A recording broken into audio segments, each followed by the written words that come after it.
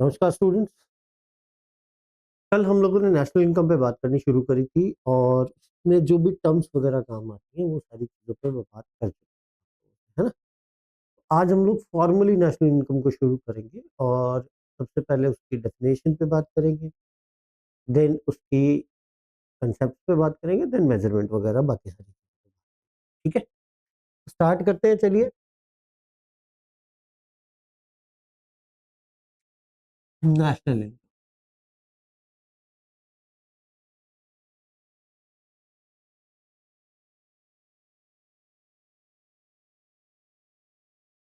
National,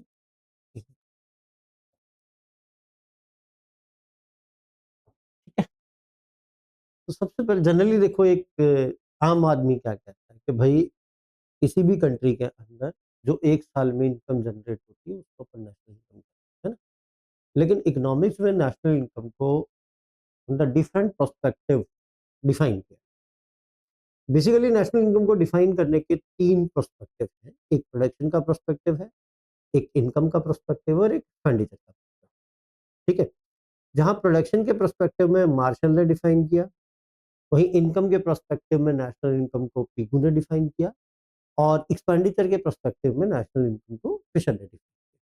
तो सबसे पहले तो हम यही देखेंगे कि भाई नेशनल इनकम की डेफिनेशन क्या क्या। ठीक है, पहला जो पर्सपेक्टिव है वो प्रोडक्शन का पर्सपेक्टिव।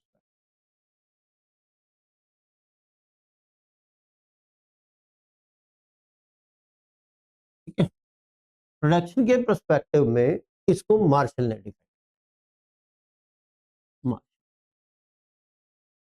ठीक है, अब मार्शल भाई साहब कहते हैं क्या है। मार्शल भाई साहब ये कहते हैं भी किसी भी कंट्री के अंदर एक फाइनल ईयर के अंदर, फाइनेंशियल ईयर में या एक ईयर अकाउंटिंग, जितना भी फाइनल गुड्स और सर्विसेज का प्रोडक्शन होता है उसकी मार्केट वैल्यू का सम ग्रॉस नेशनल प्रोडक्ट। इसमें net factor income from abroad भी इंक्लूड होता है। ठीक है, यानी कि हमने जितना भी अपनी डोमेस्टिक टेरिटरी के फाइनल गुड्स और सर्विसेज का प्रोडक्शन किया उसकी मार्केट वैल्यू का सम और उसमें जो नेट बाहर से आया उसको और जोड़ दिया जाए तो जो हमें मिलेगा वो क्या कहलाता है, ग्रॉस नेशनल प्रोडक्ट। ठीक है, अब यहाँ पे एक और बड़ी इंपॉर्टेंट चीज है मार्शल के पर्सपेक्टिव में ही, कि with in the domestic territory जो हमने फाइनल गुड्स और सर्विसेज का प्रोडक्शन किया उसकी मार्केट वैल्यू क्या कहलाती है, उसकी मार्केट वैल्यू का सम होता है GDP, that is gross domestic product. ठीक है, तो सबसे पहली डेफिनेशन मार्शल की है कि the sum of market value of all final goods and services produced in a country during an accounting year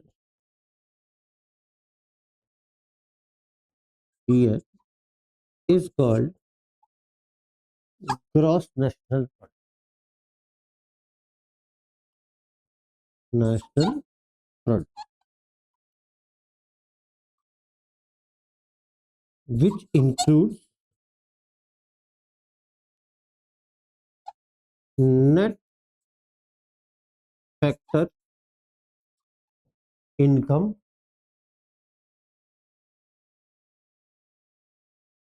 from abroad. ठीक है, एक साल में जितना भी फाइनल गुड्स एंड सर्विस का प्रोडक्शन हुआ उसकी मार्केट वैल्यू का sum including net factor income from abroad, इसको हम क्या कहते हैं, ग्रॉस नेशनल प्रोडक्ट। ठीक है, यानी कि ये तरीका था मार्शल का नेशनल इनकम को डिफाइन करने का on the basis of production. ठीक है, ये प्रोडक्शन के पर्सपेक्टिव में मार्शल ने इसको डिफाइन किया है। क्लियर हो गई बात। अब दूसरी चीज पे चलते हैं, income prospect.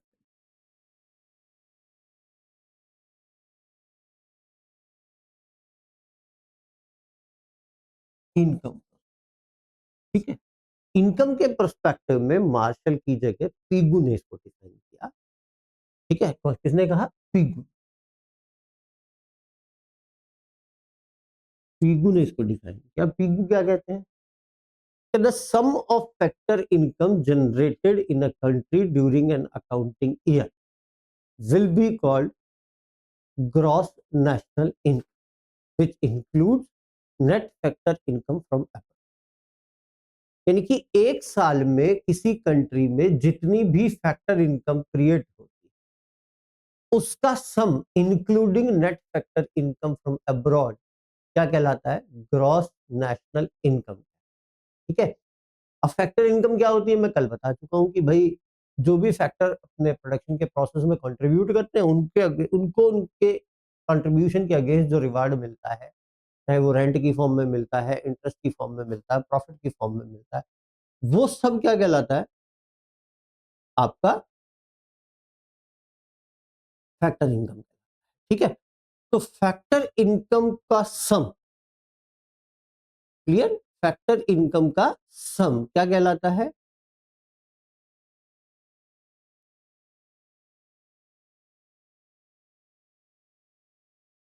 Some of factor income generated in a country during an accounting year, ठीक है। उसको अपन क्या कहते हैं? ग्रॉस नेशनल इनकम, ठीक है। अब फैक्टर इनकम मैं आपको बता ही चुका कि भाई एक फैक्टर ऑफ प्रोडक्शन या जितने भी फैक्टर ऑफ प्रोडक्शन है जब प्रोडक्शन के प्रोसेस में कंट्रीब्यूट करते हैं तो बदले में जो इनको मिलता है वो क्या है? फैक्टर, ठीक है। तो the sum of factor income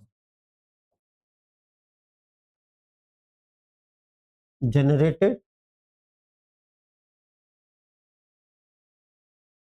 in a country during an accounting year,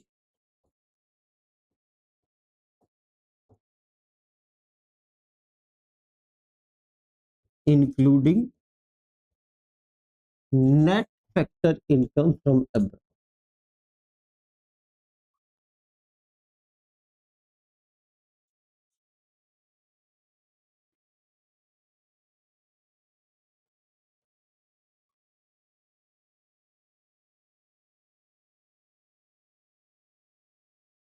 gross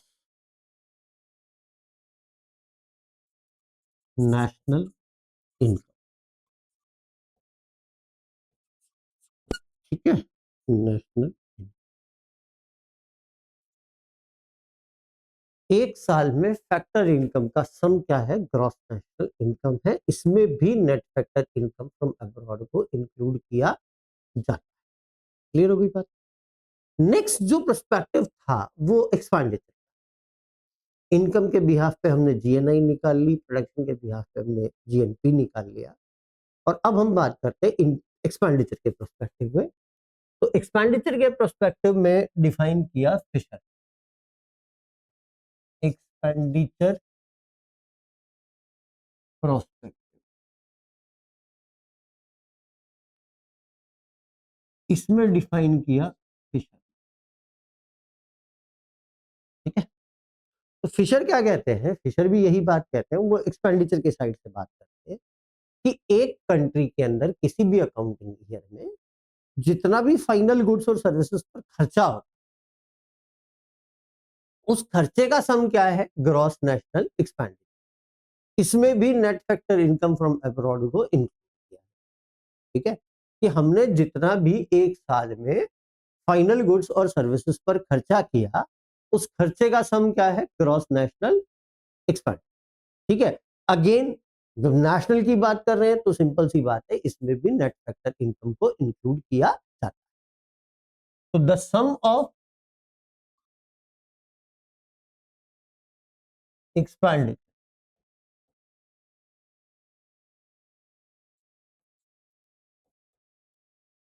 done on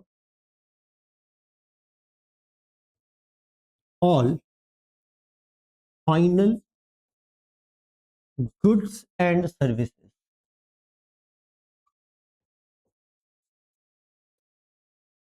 produced in a country during an accounting year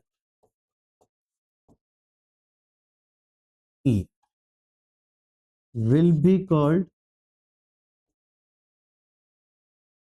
gross national expenditure.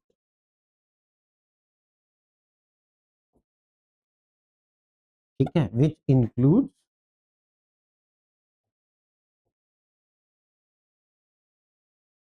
net factor income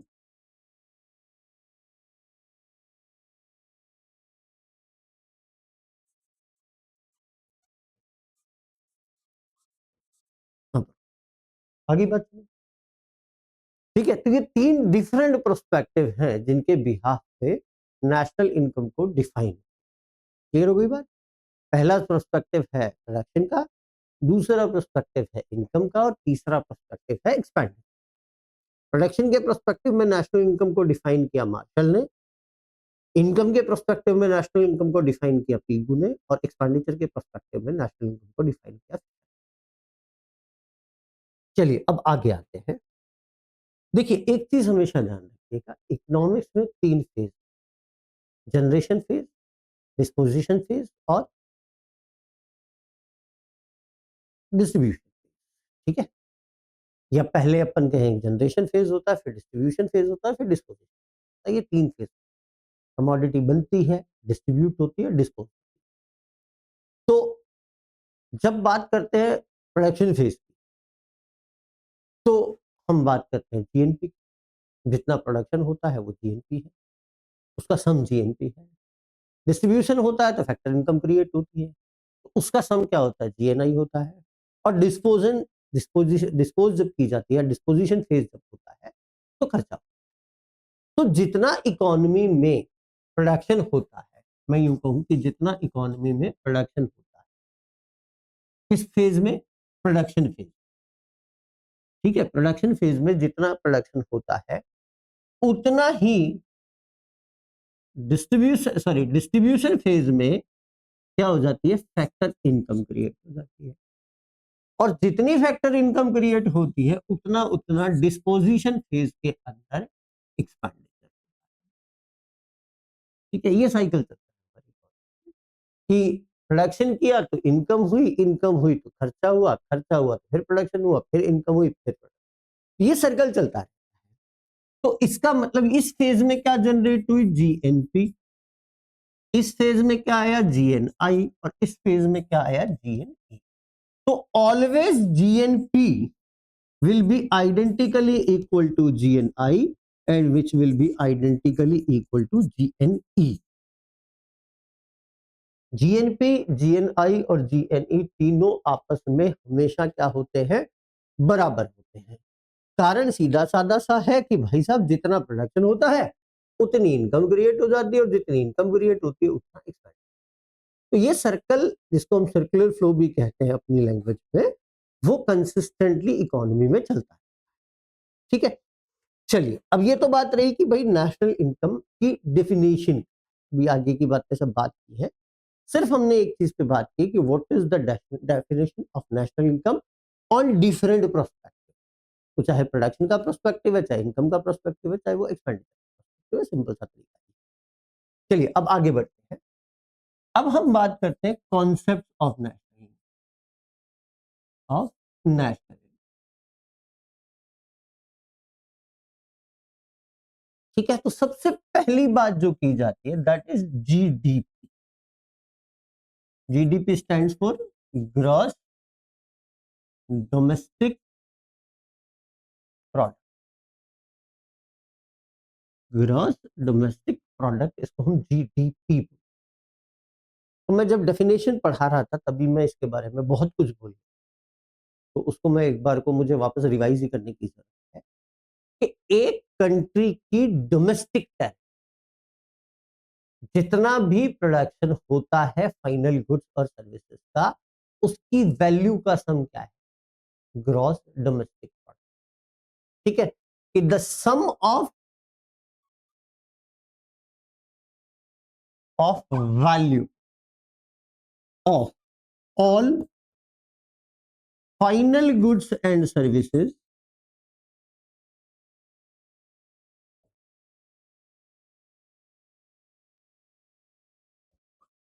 produced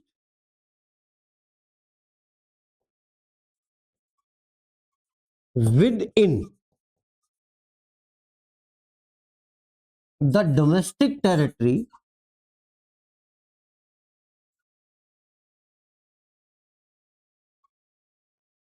will be called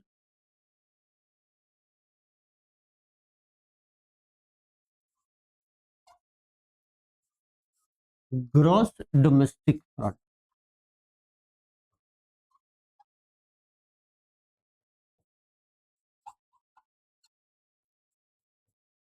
ठीक है, एक country में with in the domestic territory जितना भी final goods और service का production हुआ, उसका उसकी वैल्यू का सम क्या है?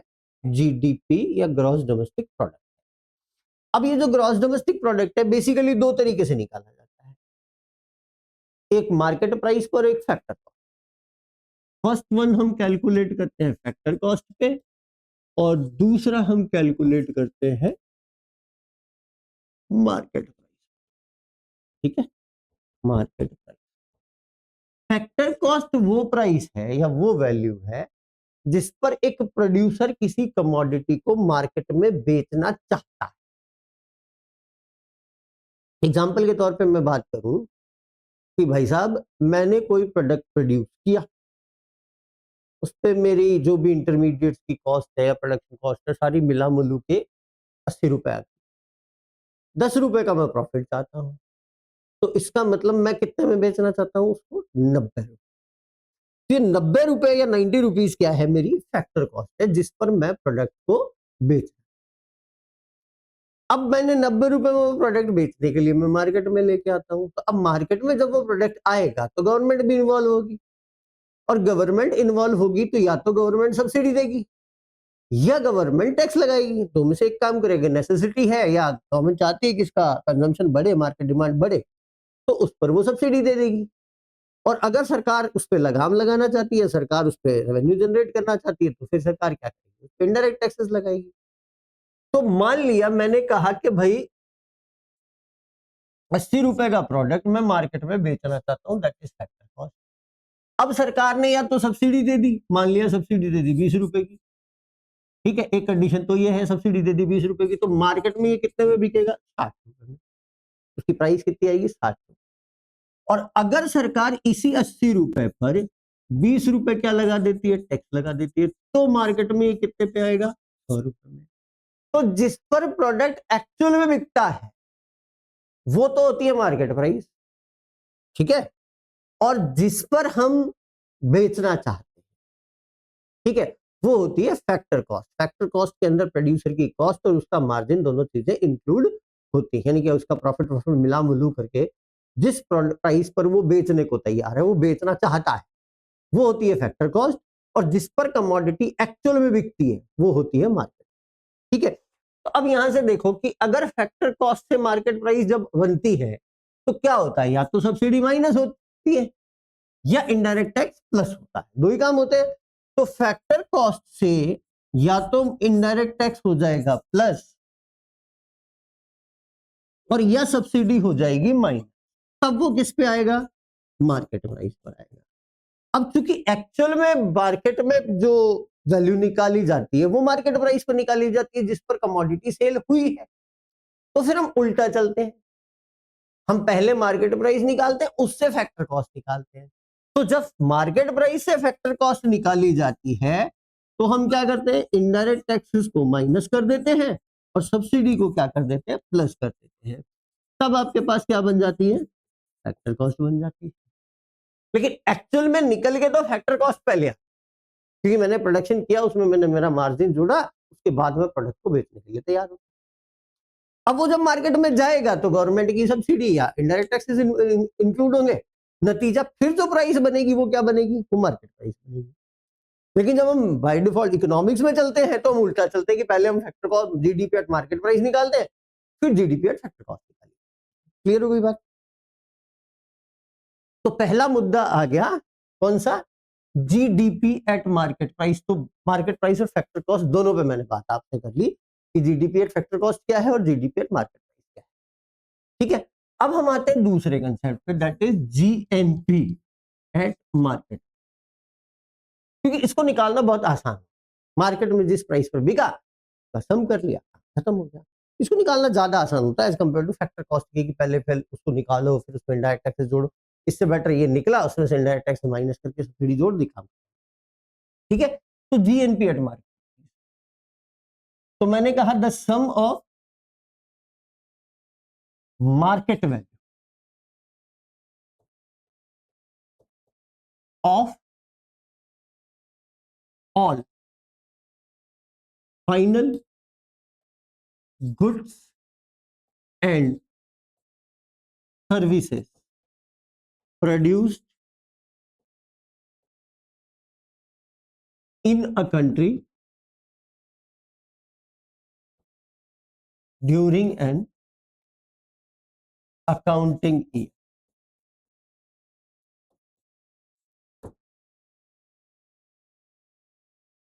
is called GNP at market price या gross national product at market price। ठीक है, it includes, national है तो मैंने पहले ही कहा कि it includes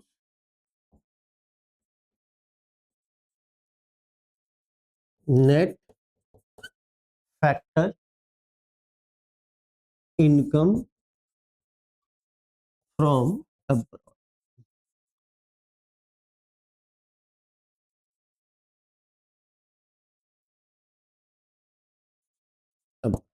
ठीक है, तो यहां से हम फॉर्मूला अगर निकालना चाहें तो मैंने कहा GNP at market price is what, GN GDP, sorry not GNP, GDP at market price plus net factor income,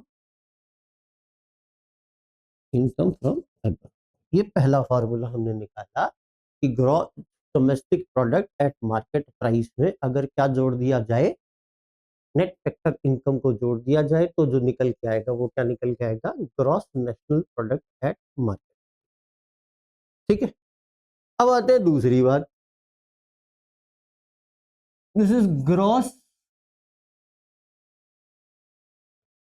national product at factor.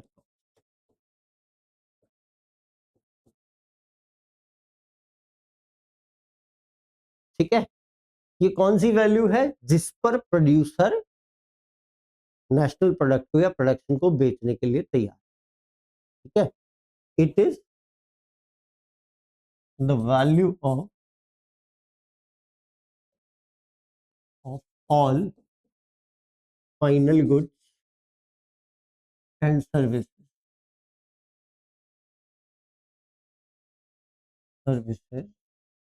at which producers are ready to sell their output। ठीक है, अब इसको निकाला कैसे जाए, तो मैंने क्या कहा था कि फैक्टर कॉस्ट से जब मार्केट प्राइस निकाली जाती है जब, तो इनडायरेक्ट टैक्सेस माइनस प्लस हो जाते हैं और सब्सिडी माइनस हो जाती है, तो मार्केट प्राइस से फैक्टर कॉस्ट जब निकालेंगे तो अपोजिट होगा। ठीक है, तो अपन क्या करेंगे, gross national product at factor cost equal to gross national product at market price minus indirect taxes plus subsidy. ठीक है, अब यहाँ पे एक और बड़ी इंटरेस्टिंग सी बात है कि जी हाँ, ये जो होता है indirect tax minus subsidy, tax minus subsidy, इसको हम बोलते हैं नेट इनडायरेक्ट, एनआईटी बोलते हैं। तो हम इसको ऐसे भी लिख सकते हैं कि gross national product at market price minus net indirect tax, that will be equal to gross national product at factor. ठीक है, तो ये अड़ंगा आ गया तुम्हारा किसका, जीएनपी एट फैक्टर। यहां तक बात समझ में आ गई होगी मेरे हिसाब से। ठीक है, अब आते हैं हम अगले मुद्दे पे, ये तो है ग्रॉस, ग्रॉस मतलब टोटल। ठीक है, total value of goods and service. Clear? अब क्या होता है, गुड्स में वियर एंड टियर भी होता है और over a period of time goods की वैल्यू भी कम होती है। और नेशनल इनकम आपको पता है कि एक अकाउंटिंग पीरियड के दौरान, एक पूरे अकाउंटिंग ईयर के लिए निकाली जाती है। तो हमें नेशनल इनकम निकालने के लिए गुड्स और सर्विस की नेट वैल्यू, ठीक है, जिस पर एक्चुअल में प्रोड्यूसर बेचने को तैयार, तो उसको हम कहते हैं नेट नेशनल। तो अगला मुद्दा जो मेरा है that is net national product at market.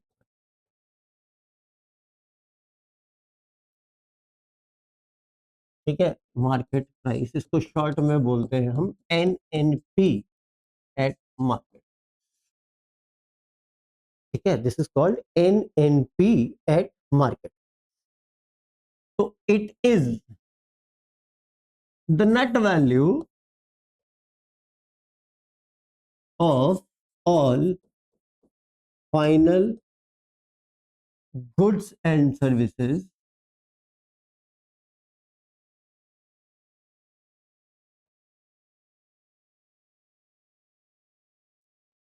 produced in a country during an accounting year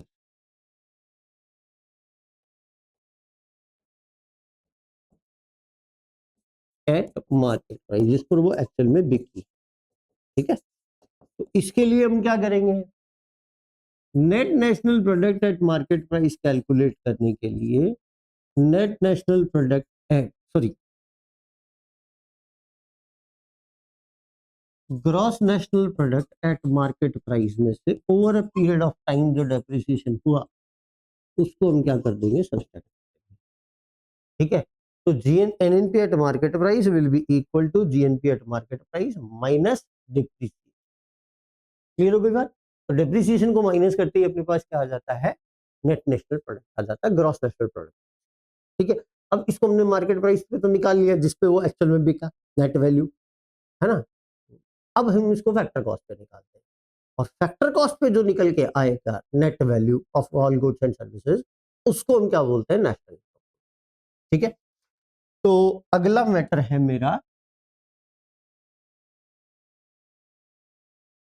net national product at factor NNPFC। ठीक है, तो अगेन मैंने कहा it is the net value of all final goods and services produced in a country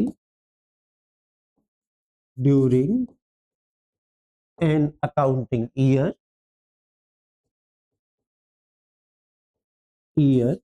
at factor cost।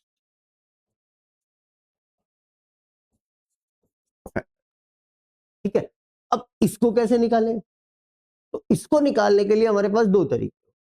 ठीक है, पहला तरीका क्या है कि अगर आपको NNP एट फैक्टर कॉस्ट निकालनी है,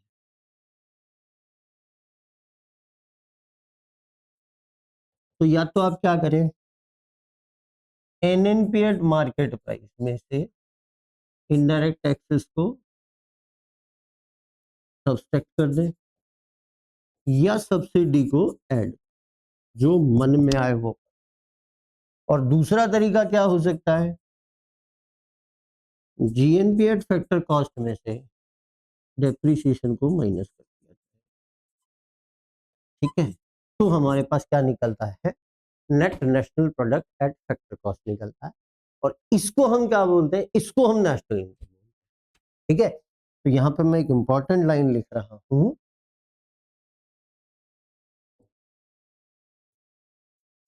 NNPFC is called national income.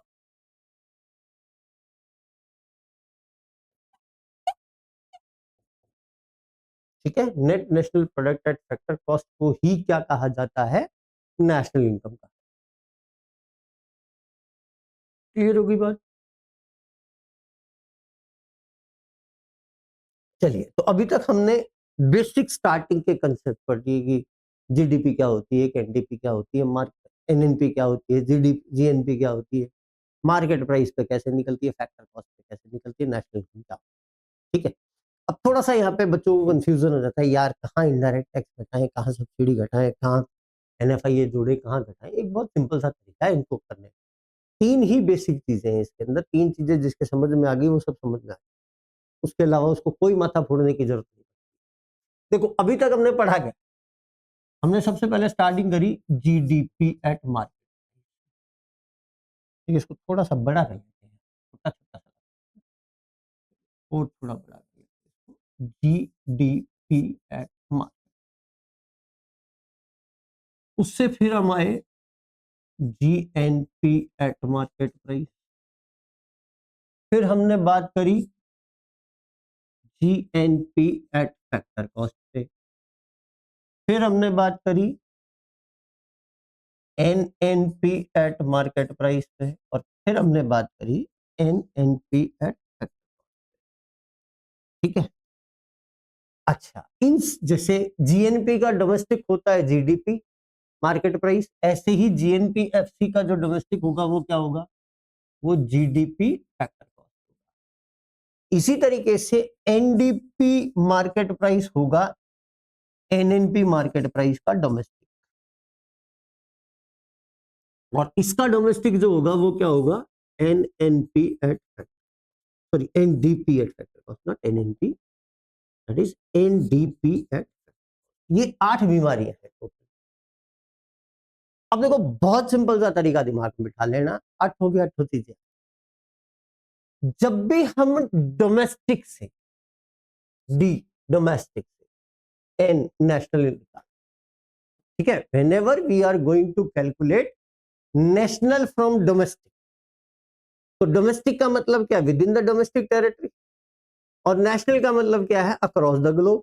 सीधी सी बात, हमने विदेशों को भी इंक्लूड कर लिया। तो जब भी डोमेस्टिक से नेशनल निकाला जाएगा तो क्या कर दिया जाएगा? Net factor income from abroad को जोड़ दिया। ठीक है, हमने डोमेस्टिक बाउंड्री खोल दी और विदेशों को आने दी, खत्म।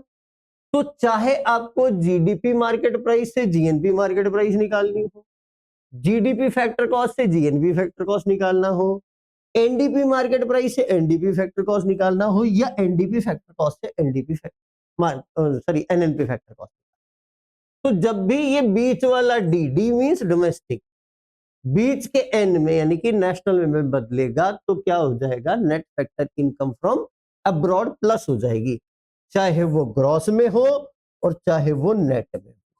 एक ही कार्यक्रम होगा, plus NFIA, plus NFIA, plus NF. ठीक है, एक कथा समाप्त। आई होप बात समझ में आ गई होगी आपके। अब दूसरी कथा पे बात करते हैं कि जब भी आपको मार्केट प्राइस से फैक्टर कॉस्ट निकाल, मार्केट प्राइस कौन सी? जिसपे आप बेचते, और फैक्टर कॉस्ट कौन सी? जिसपे आप बेचना चाहते। दो अलग अलग, ठीक है, जिसपे आप बेचते हो और जिसपे आप बेचना चाहते।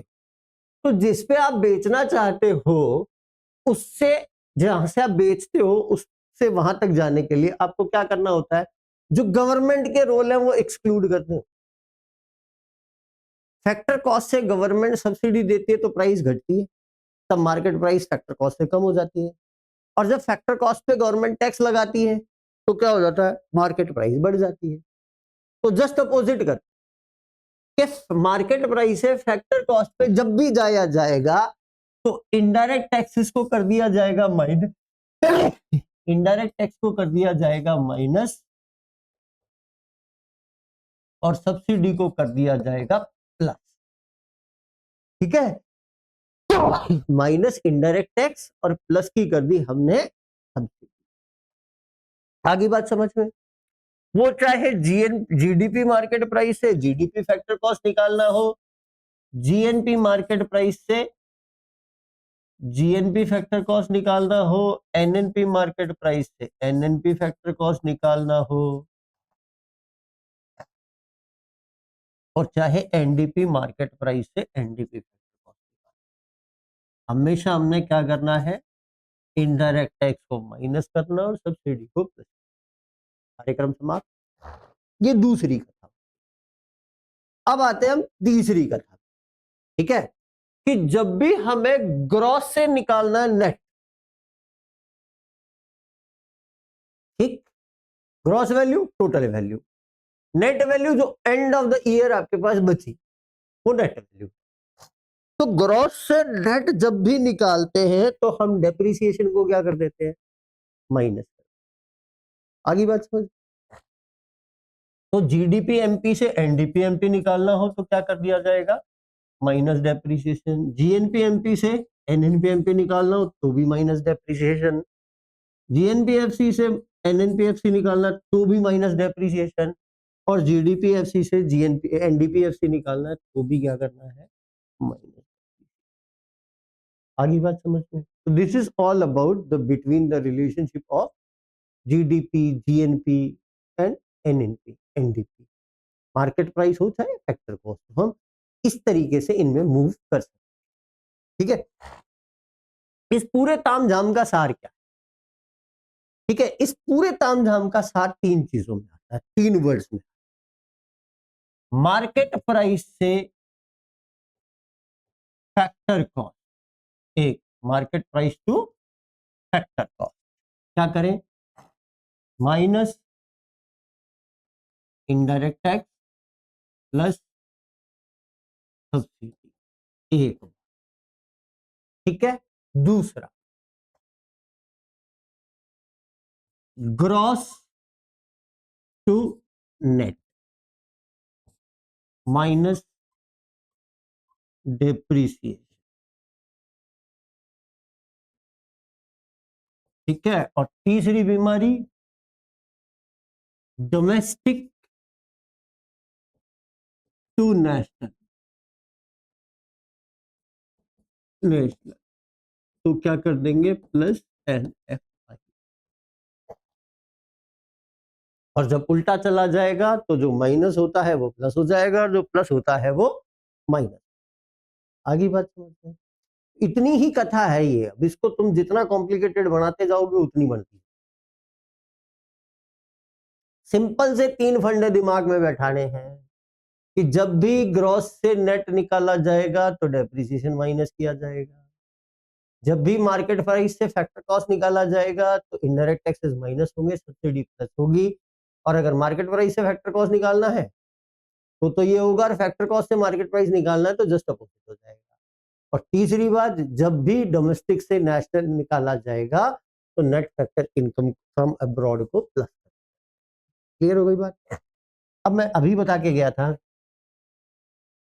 कि this NNP at factor cost is known as national, इसको हम क्या कहते हैं, नेशनल। अब देखो, जनरली कॉम्पिटिटिव एग्जाम्स के अंदर जो न्यूमेरिकल टाइप के छोटे मोटे सवाल आते हैं वो इसी कथा में से आते हैं। जैसे एग्जांपल के तौर पे मान लिया, मैं एक छोटा सा एग्जांपल लेता हूँ कि भाई साहब आपको दे दिया गया एनडीपी एट फैक्टर कॉस्ट और आपसे पूछ लिया गया जीएनपी एट मार्केट प्राइस, तो क्या करें? तो भाई साहब एनडीपी एट फैक्टर कॉस्ट कहाँ है, यहाँ है, और जीएनपी एट मार्केट प्राइस कहाँ है, यहाँ। तो हम सबसे पहले क्या करेंगे, एनडीपी एट फैक्टर कॉस्ट में national factor income from abroad जोड़ेंगे तो क्या आ जाएगा, एनएनपी एट फैक्टर कॉस्ट। इसमें से इनडायरेक्ट टैक्स प्लस करेंगे, सब्सिडी को माइनस करेंगे तो एनएनपी एट मार्केट प्राइस पे आ जाएंगे, और यहां से जब डेप्रिसिएशन प्लस करेंगे तो क्या आ जाएगा, जीएनपी एट मार्केट।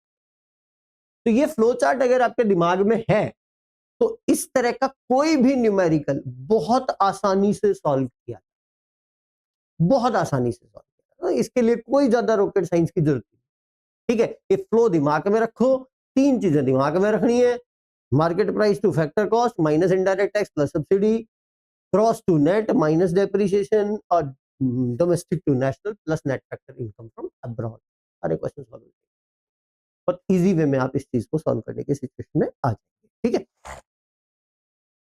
अब इसके बाद अगली बात आती है कि चलिए एक बार को मैं समझता हूं कि इतना आप समझ लो तो ज्यादा बेटर है, एक बार ये सारी चीजें आपके समझ में आ जाए, फिर अपन अगली बार जब अगले वीडियो में एक काम करेंगे, फिर अब जो रेस्ट ऑफ द रिमेनिंग जो कंसेप्ट है, चाहे वो पर्सनल इनकम का है, प्राइवेट इनकम का है, डिस्पोजेबल पर्सनल इनकम का है, नेशनल डिस्पोजेबल इनकम का है, वो सारी चीजें अपन फिर उसके बाद आराम से नेक्स्ट वीडियो में कर लेंगे।